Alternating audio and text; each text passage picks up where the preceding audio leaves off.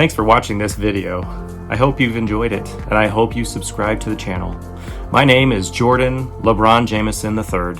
It's true, my dad is a junior. And I'd like to take this time to tell you a little bit about history.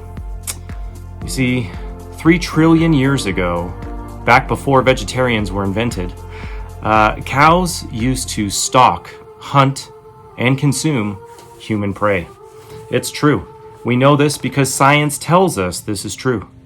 And through centuries of hard work, dedication, and a little creativity, man was able to teach cows that people don't taste like grass. And now, in the current times that we're in, men eat cows because they don't taste like grass. Ironic? I think so. What I'm getting at is, through hard work, creativity, and dedication, you can take what's impossible and make it possible.